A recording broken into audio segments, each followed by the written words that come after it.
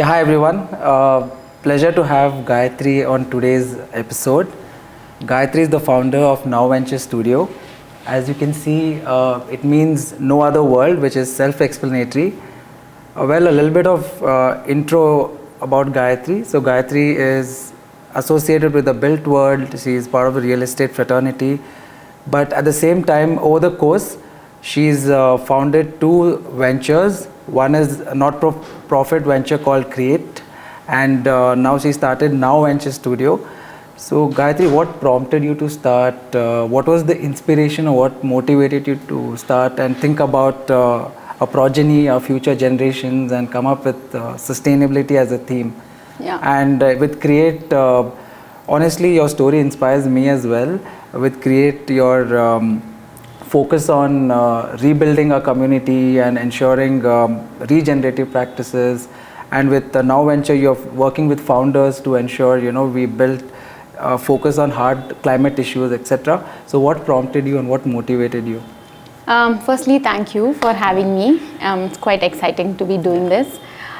So my journey started, I finished university and came back because I always knew I wanted to work here in India. So I came back and I briefly worked with KPMG, and then I was like, maybe I should work with my family business now. And so I quit and then joined my family business. And the legacy business is in construction real estate. So we make LEED Platinum certified infrastructure for large Indian and multinational organizations. So I was on projects for the first 4 years of my career. While we were doing that, there was an interesting other project that was happening in our office, where my dad was fighting a case in the Supreme Court against the government of Karnataka to save 3 lakes in Bangalore. So we are people who have lived here, born and brought up in Bangalore, so we're very passionate about Bangalore city. So he said there were lakes that, when they were children, they learned swimming in those kind of places. So they said, and they were now infamously catching fire. Yes. So if you remember, the Bellandur Lake caught fire and burnt for 16 hours straight. And so that was a little bit painful, because as local people who have lived around this infrastructure, these kind of areas, we were a bit upset. So he went to court and he was fighting this case. And so I was kind of working with him, and it helped me understand a lot of things, right? So that's really the beginning of my career, where I learned infrastructure and I learned public service and what we can do to sort of change systems. So we won the case, and then the case had a few outcomes. One, the government of Karnataka was levied a fine of 475 crores, which had to be deployed back in the regeneration of these lakes. And then there was a specific policy change that happened with regard to setbacks, etc. And also they stopped industrial discharge from entering the lakes. So these seem like obvious things, but the court had to mandate people to do it, right? Yeah. So then I said, let me go and see what else I can do with regard to this issue. So I launched Kreate Foundation. Yeah. So in the beginning, I did a lot of odd projects to understand how people respond to it. I realized that people really don't understand the full picture. Yeah. Or they don't know how they can be part of these things, right?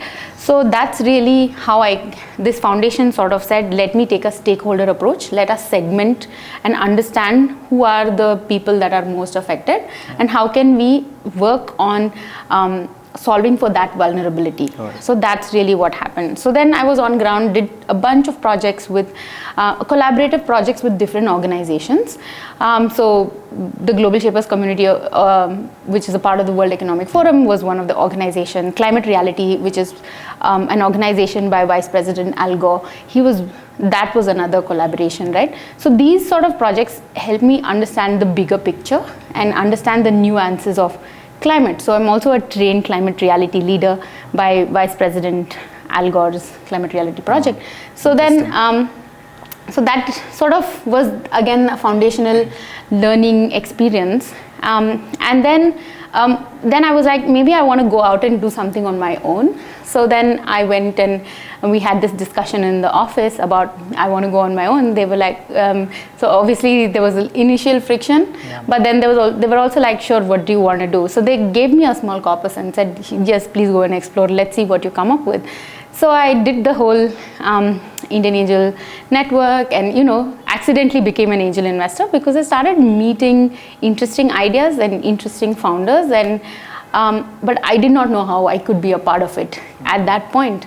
So that's really how I also started parallelly understanding the investor ecosystem, etc.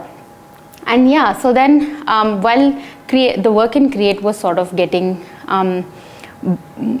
more and more focused, I realized we may need point solutions or specific solutions to help solve for these things. True. But I was also parallelly understanding that early ideas required hands-on support, needed entrepreneurs needed more than just investment. True. They needed they needed support that was kind of like on a gap in their existing founding team, etc. Right? So then that's when I said, let me launch a venture studio that focuses on this. So Kreate Foundation is a not-for-profit that focuses on need for better urban planning and development. Now Venture Studio is a venture studio that invests and it comes in as an institutional co-founder to solve for the built environment. Essentially, we're solving the same thing with both organizations. Got it. But from different stakeholder perspectives. Got it. And is the need of the hour, especially in this space which is evolving, which has taken off in the last few years, I think founders need more than just money. Yeah. They need to know where these solutions can be applied. They need the go-to market. They need someone to validate. Right. And who better than you coming from the built environment which can help them, I think capital is accessible these days. If you have a good solution, capital can still be accessed, but the business, the go-to market and actually creating value is where they need hand-holding. So I think what you're doing is incredible though. Yeah, I mean, these solutions exist in different pockets. There are incubators, accelerators, there are funds, there are specialized services that people can access. But I wanted to be very boutique with what I did with Now, because I want to be more hands-on with the ideas and the founders and spend 12 to 18 months depending on where they come from, what they require, and then take the pressure of investment, right? I want to fund them and then also sort of co-build the business in the early phase of its early phase, right? And then we sort of work with them till it sort of reaches their next institutional investor or first paying customers. And I do it, but the thing is, I also don't do it like a cohort. I work with 2 or 3 companies a year maximum, because I feel like coming in as an institutional co-founder literally has a lot of effort that is required, and I want to truly be in a position to dedicate that time and effort and have a right team to sort of support my founders. Got it. So the world has always, existed for centuries and millenniums now, but why is sustainability becoming more or rather focused now? So what comes to my mind is we had the indigenous communities which by default they always thought about their future generations. They consumed things more, you can say, by keeping in mind the progeny, and then also, of course, we didn't have the kind of population we have now, but somewhere the sustainability was always embedded, but over time it got lost. So in my mind there are 2 things which come. One is the overpopulation, perhaps that can be one of the issues. Second is the systemic change, wherein we started using things recklessly without even thinking. We didn't build responsibly. So in your opinion, considering you've pretty much hands-on and been doing this for a while, what has changed now? Why the focus now versus and because sustainability was coined maybe just about 5-6 decades ago as in the UN Charter, but we've existed forever. Yeah, I mean, it's a very good question.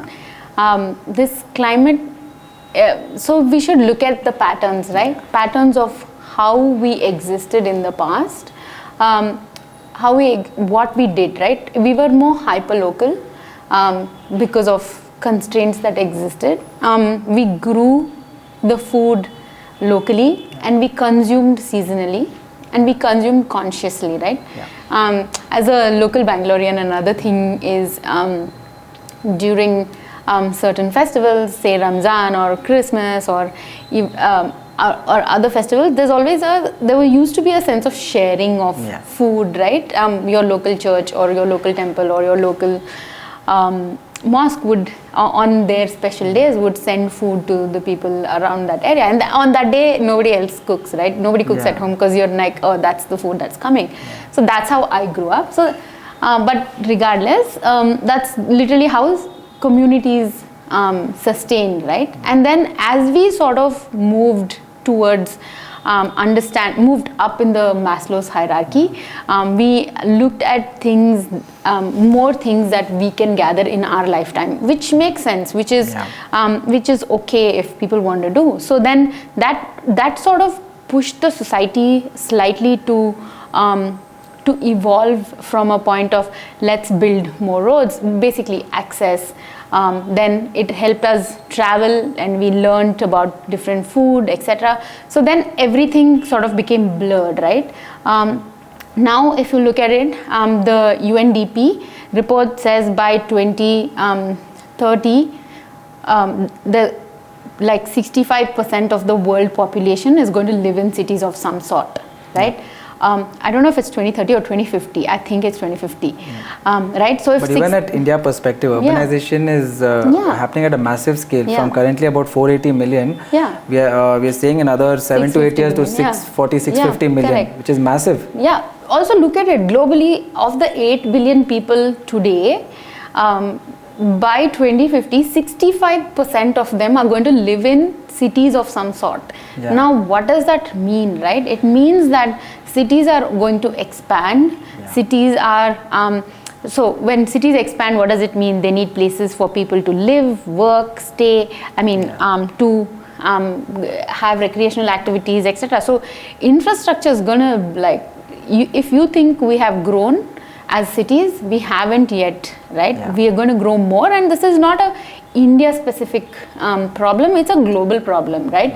And now with the current geopolitical situations that are happening, more and more people are migrating, more and more people are becoming refugees, trying to find homes in newer locations, etc. So all this is also part of, is it over consuming or is it overpopulation or is it migration? I think it's a combination of these macro components, but also the micro component of us and our behaviors. How can that be relevant, right? I think it's relevant, say for example, if we're driving on the road, are we driving to get from place A to place B because Dheeraj is running out of time?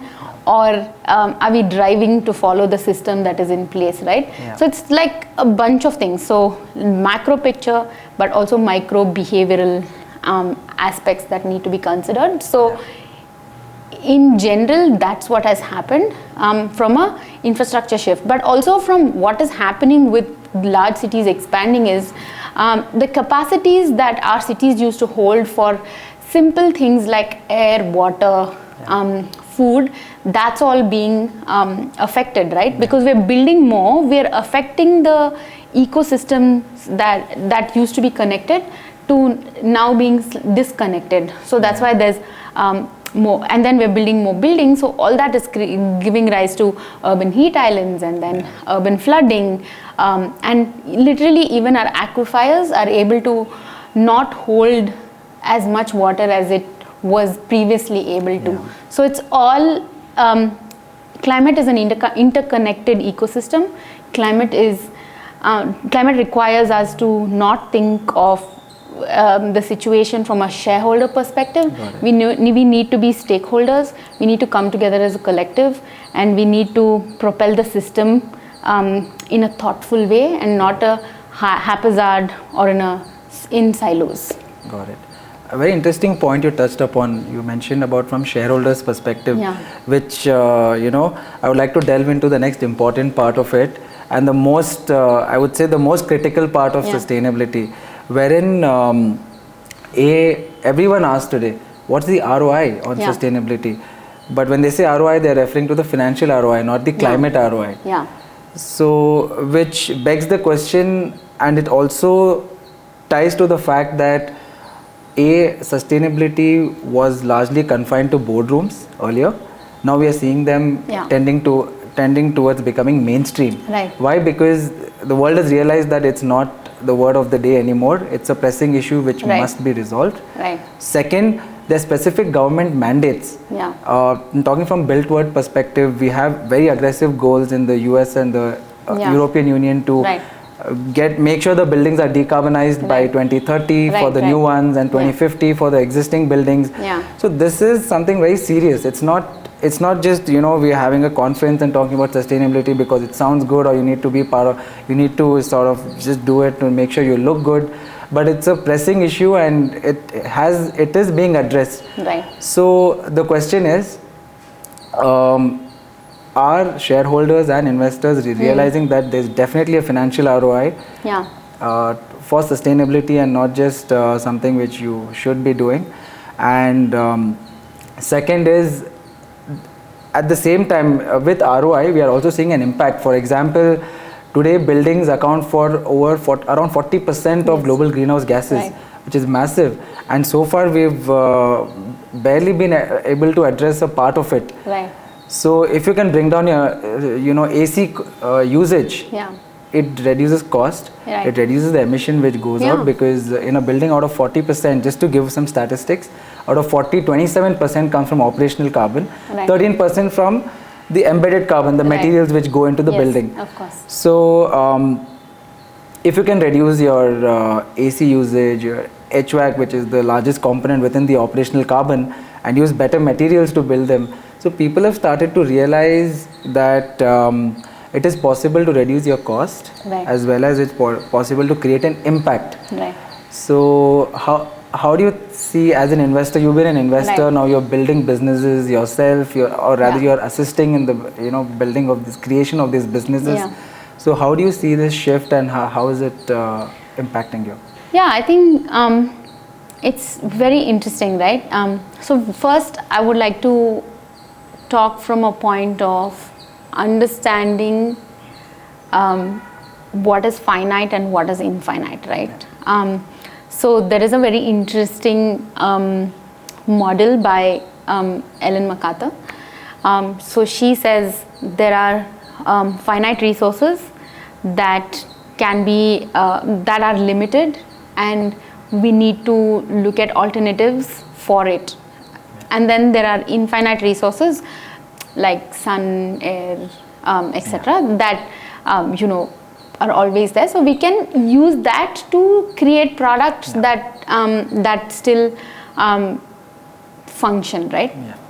So that's really where I would even say, I think inspired me to think in a very circular manner, because even with your simple household appliances, etc., once they're broke, you can send, previously people would send it out for repair and they would prolong the life cycle a little more. And now we are at a point where there's so many products in the market, and the cost of those products are not even high enough that we don't mind discarding something and buying the new one, right? So this is the whole change in consumption pattern. But then there is another famous economist called Kate Raworth. Kate Raworth has this economic theory where she says why so far we have thought linear, right? That's why when we think success, we think financial outcomes. We think as our company made X amount in return, as an individual are we worth this much, right? So that's fair. But then I would so in this donut she says that there are some resources that we should not, like human, living species should not live under, meaning access to clean air, water, etc. We should not shoot below that. But also there is a higher ceiling around it, right? Where we say like deforestation, finite resources, etc. that we should not shoot over, right? So there is a planetary boundary that we need to live within, and that planetary boundary makes sense for as a broad thesis for us to work under. But what we need to do is hyperlocalize it to that region that we are in, right? That's something that is hard. We need to see what are resources available in Bangalore and how do we sort of look at those resources in a structured way, and how do we optimize. If we have some excess, can we share the resources? That's a fair enough thing. So what's happening with like some of our water bodies, we're sharing, or we have agreements that allow us to share, and that's literally what this thesis is, right? So coming to basically using it judiciously. Yeah, using it judiciously, and then using it collaboratively, I would say. So judiciously could mean it's only hyperlocal to that region. Collaboratively means, you know, there's no water in Whitefield, but Kanakpura has some water. Can we see what are legal ways of doing this, and how do we share water within this region, right? So examples like that. Got it. And so when you say financial ROI, we're always thinking profitability, but climate is not very different, right? So how, it's such a questionable thing, right? Like for example, when you look at a manufacturing organization or manufacturing plant, there are different aspects of it, right? From where they procure the raw materials, and then how they process the raw materials, then the product that they want to create, and then they want to supply it to their end customers. So now all this would broadly in today's climate terms be like scope 1, 2, 3. There are some emissions that are involved in this, right? But if we create like a digital twin of this, and then if we are able to say track the whole process and understand where are we overshooting or overspending, and then where can we optimize better, that really gives us a picture, right? So that's why today in the built environment space, everyone's very excited for BMS, because without regulatory requirements, BMS is showing us anywhere from 15 to 25% saving, right? So that saving is also, you can quantify it and say I saved this much money. So that's money not spent, which is still ROI in a sense, right? So that's literally what. Now how do we... Just to clarify, a lot of people have that impression when I mentioned BMS, they say, oh, is it battery management system? So basically it's a building management system where all the components are interconnected and you sort of track the usage across components like your AC, your whatever electronic components that are there. You just see, once you plug in, you understand which floor is using too much AC or which floor is using too little, and you sort of balance it out. And maybe summer you need to make it slightly cooler, but in the winter can you make it, can the temperature be like 26, which is optimal? So all that is what we look at in the building management systems, right?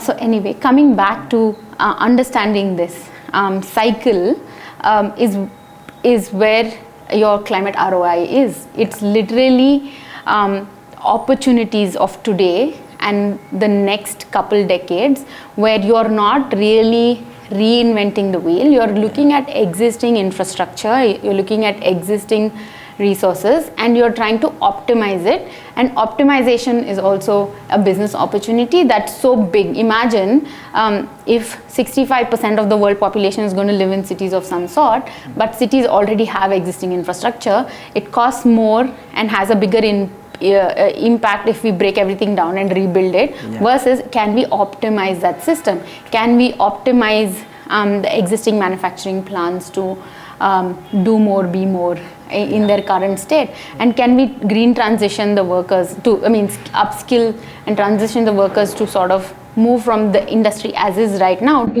industry of the future with the existing infrastructure. So these are all opportunities that one should work on, and this is the climate ROI that you should look at. You should look at what is the cost benefit analysis of having done work like this. And then I think you also touched upon embodied carbon. I think at now we have this really simple way of looking at embodied carbon or thinking about it. We think about it like adding sugar in your coffee, right? It's that once you add sugar, it's there, you've drank it, it's not good in the long term, but you've had it for now. So embodied carbon is literally that. It's, all of the raw materials and your existing built environment state, and then your functioning or the maintenance or facilities aspect of it. What is the footprint that it has? Everyone knows it exists. It's the sugar in your diet. And how do you cut it out, right? So that is how we look at it at now. So to come to how now is doing things differently is, we do look at business ideas that have financial ROI. That's important because it still makes that way of thinking still makes sense to quantify and qualify some to be part of the portfolio. But we enable and build the businesses to also think about the societal impact, because while we understand the marginal benefit for the firms as a collective ecosystem, if we widen it and say what is the marginal benefit to the society, then we have shifted our profit margins. Fundamental way of thinking also. Fundamental. So first principles thinking, you question it, you shift from your individualistic way of looking at it, come to a societal way of looking at it, then you have literally increased your profit not sequentially but exponentially, because you have done a systemic change that can now give you revenue from multiple sources for the exact same business that you're doing, right? So I think it's literally how everyone should think. I think you've articulated in a very nice way when you said that it's basically a systemic impact. As you said, the sugar in the entire diet. How do you address that? Having said that, when it comes to embodied carbon, there's a perception whether say alternate materials which you use in a building, whether this will stand the test of time, because concrete has been used since inception of the human race, and in fact it's the most after water, I think it's the most widely consumed material on the planet. So having said that, is it practically possible to sort of replace some of these? Well, you can this I'm talking about the building structure, while indoor panels, your interior panels, all those we've seen significant progress, but something as fundamental as concrete and cement, is there a way where this can be done? While there have been instances in say Northern American markets where say they're curing cement with carbon instead of water, so you're saving water there. They're using AI in a way to ensure that you're using better resources and using slightly lesser cement to make concrete, and you're blending with other materials. So there have been instances where they've demonstrated that you can use less of it in a way which you are saving it as well. But how are you looking at it from say from an investor perspective?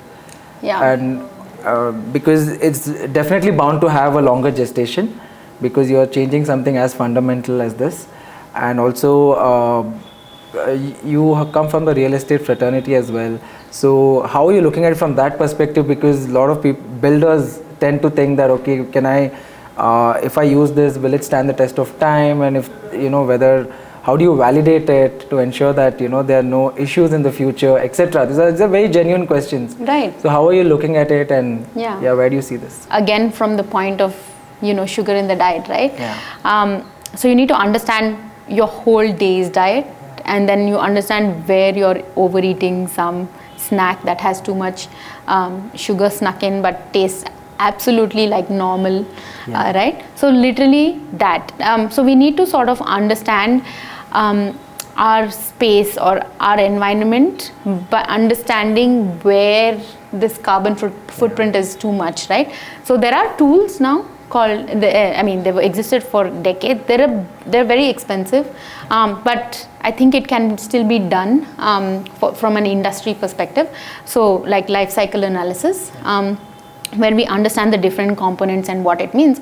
Coming to cement specifically, I think there are two parts in cement. I am not an expert in this, but I want to weigh in on what I understand from being in like COP negotiations, etc. Right? So there are two components to it. The first component is what goes on in the manufacturing of that cement, right? Limestone is available in abundance globally. So we will be making cement the same way for the coming decades, at least 2 or 3 more decades, because of the massive infrastructure requirement, etc. So the carbon that goes into sort of getting that limestone and the other amalgamations to a point, meaning transport, and then right now it's all using coal to burn. So coal is one of the biggest culprits, as we all understand. So that's one component of the footprint. The second is the amalgamation process inside the furnace itself, I understand, which is a chemical process, gives out a lot of carbon. So there is a second component in just that intersection in the whole life cycle analysis. You understand where the bigger chunk of the problem is, emissions, right? The emissions are, exactly. So then this is it, and then you come to the point where you've actually transported it and then built this building, and then you operate this building and maintain it, and so there's different components to it. Now, how to offset it, you have to think from 2 or 3 different perspectives, right? One is how are we looking at buildings even today as a 100-year-old asset that we're making, right? Because countries like China and Singapore and places in the Middle East are saying 60-65 years maximum, right? So why are we again apply first principles thinking and say what are the components that we have over designed for, that anyway the longevity of the building we have decided is not as much as it used to be, right? Because after a point in reality maintenance component is extremely high. So this is the other part of it. How can we challenge that and how can we switch that? So I think looking at embodied carbon or startups or ideas need to look at it from there and say how do we switch this whole process in a way and design think it and change it, right? And which one's moving the needle also in the value chain, as you mentioned.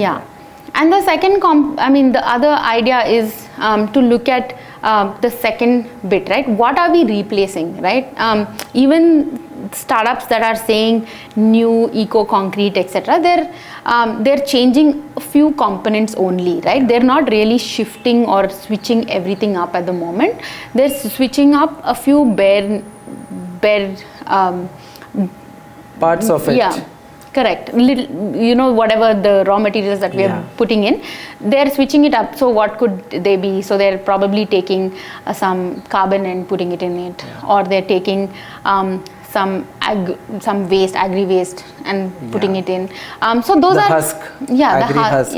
Exactly. So different components like that. So that's the second segment of it, and the third is to create a whole new material itself, which is your advanced materials, right? And to see how that ages. So coming to the question of should builders or should the industry adopt it, I think they should give it a chance, right? Because if you have challenged the whole premise of the building is now only 60 years old, what are you waiting to age the material for 100 years for, right? You can't. So you need to sort of switch the system and say, okay, how can we do this in a controlled space? So I think one good example is start with the interiors, which is what the industry anyway does, right? When there's a new material, we're just like, oh, let's start with the interior, start with the walls and understand it. And once you, I think there are enough experts, deep subject matter experts in the industry who understand the characteristics as when they see it. It is deep wisdom, I would say, right? As soon as they look at it, it, they'll be like, oh, this is working or this is not. We will course correct at that time. So that's another way of looking at it.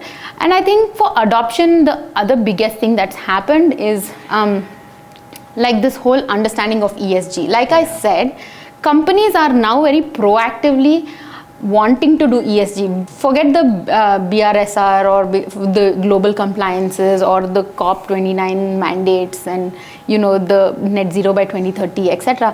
So companies themselves want to look at ESG because that gives them an understanding of what their business process is, where their current expenditure can be cut and optimized and worked on. So I feel like that's the other component that we need to look at. And with returns, like I said, look at what happened to EV energy, right? Every EV energy had a head start of at least 2 decades. Yes. Today, steel, cement are the hard to abate sectors only for today. In the future, they are going to have, innovation is going to change that to be, oh, here are alternatives. So I would say seize the opportunity, get on it and start betting on it and start working with them. So you have an innate understanding of what this is.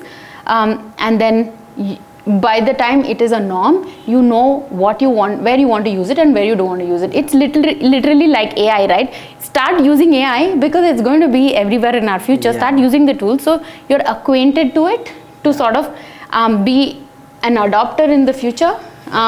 Today you have to be an acquainted to it. Yeah, which actually very well put. I think you've articulated the entire aspect of how one should look at it in a very nice way, which leaves us with a thought that there's a very long capex cycle ahead of us because sooner or later it will be done, if not today. Right. And a very interesting aspect you mentioned about mobility and EV adoption.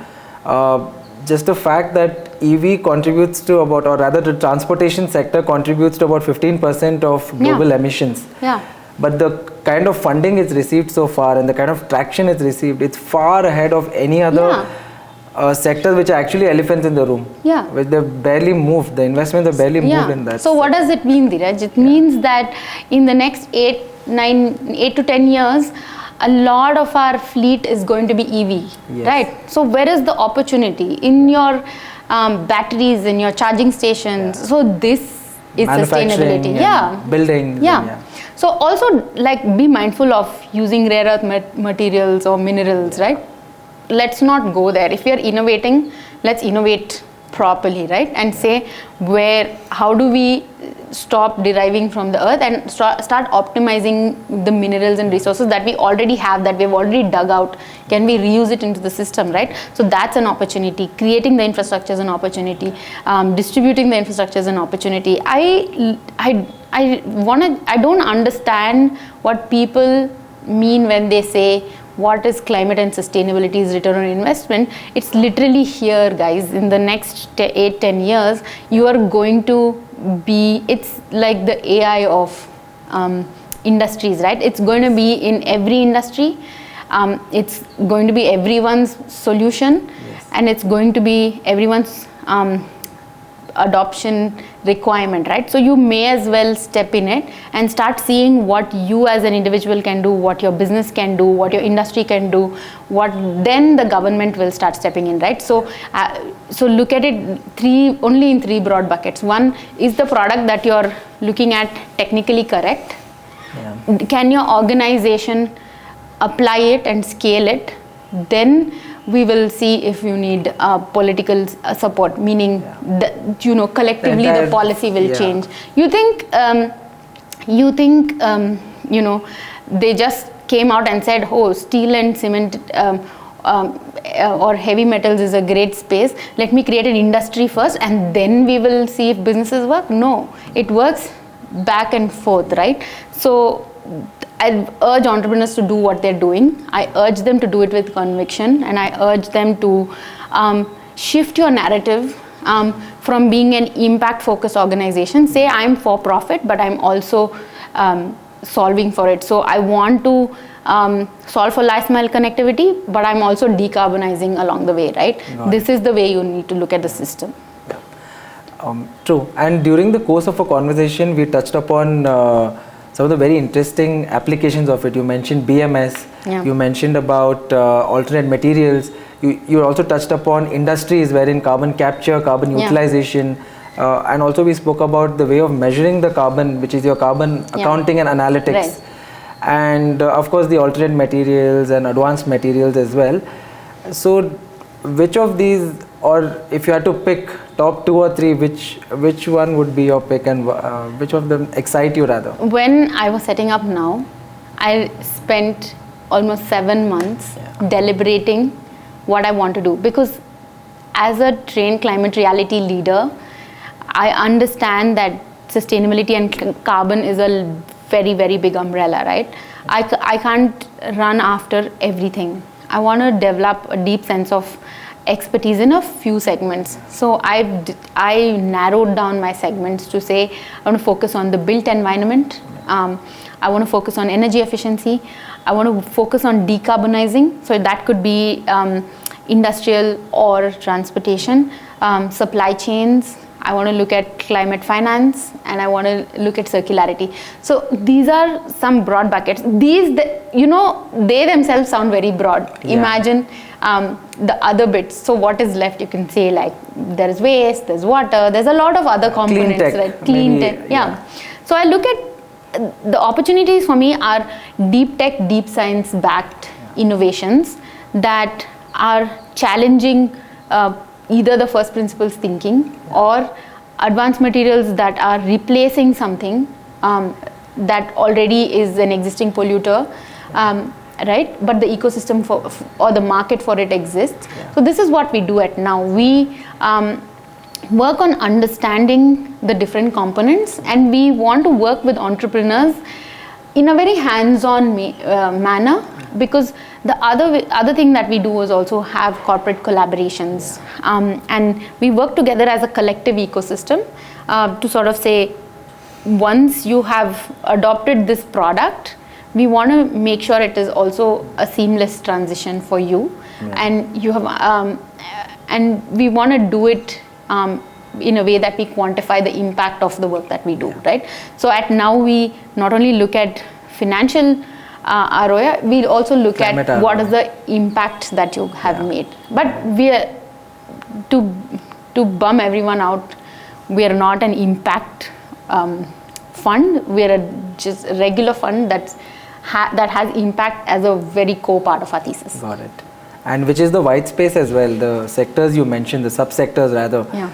It is a white space in a way. It's been solved partially, but there's so much to do wherein there's a lot of room for more innovation, there's a lot of room for more startups to come and address. So definitely, I think you're in the right direction for sure. Yeah, I mean, we do a lot of small events, and Now we sort of curate small conversations. We don't support large conferences, because for us it makes no sense. We feel like if there are 15 people in the room, all 15 people need to have gotten to know each other in some way before they leave. And 2, we curate conversations at Now, right? So these very topics, we demystify it for you in either these conversations or on our social media pages. We sort of say, we break it up, and we help you understand the opportunities, and we help you find your conviction in why you should pursue this.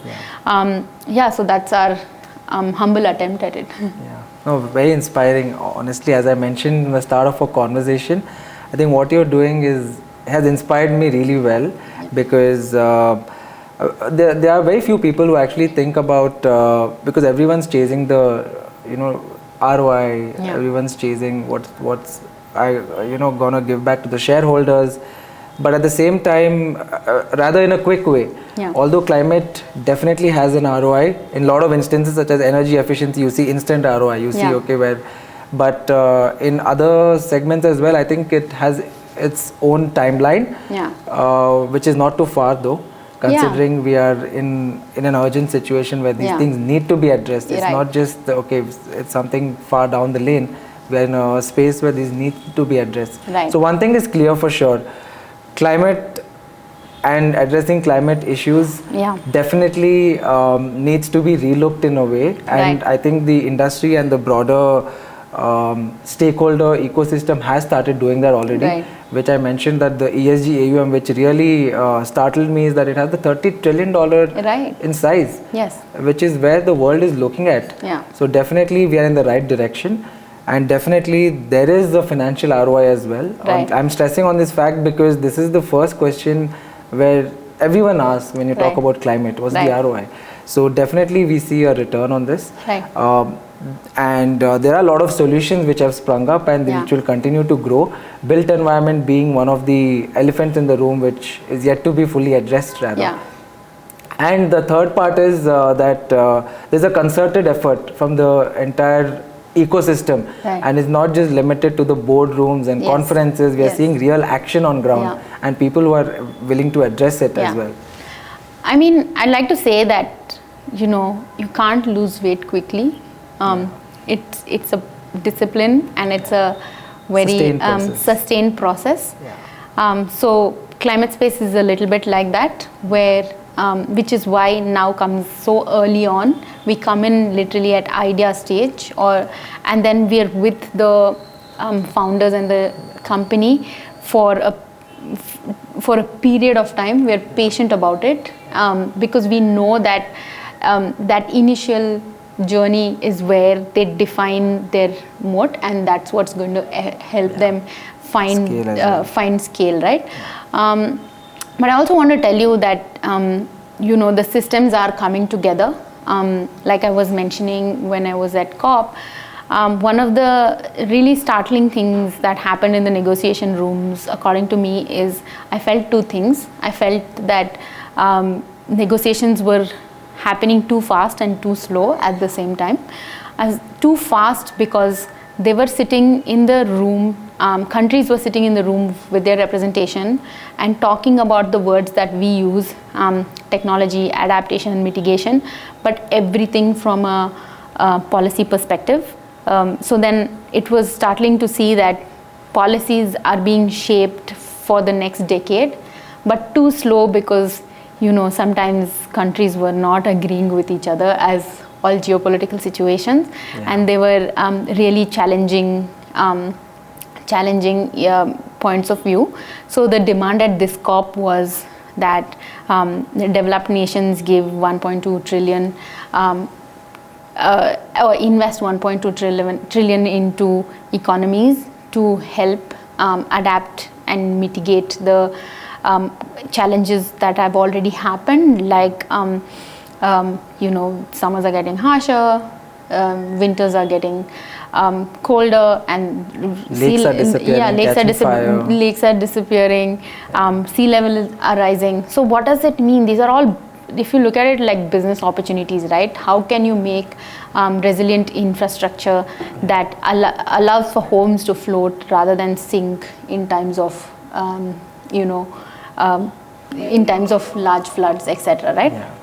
So these are some things that were happening, but I would like to say that yes, it is a climate emergency, but it's also the biggest opportunity for our generation today.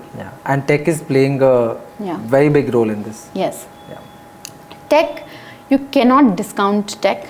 Tech literally optimizes processes. It gives visibility to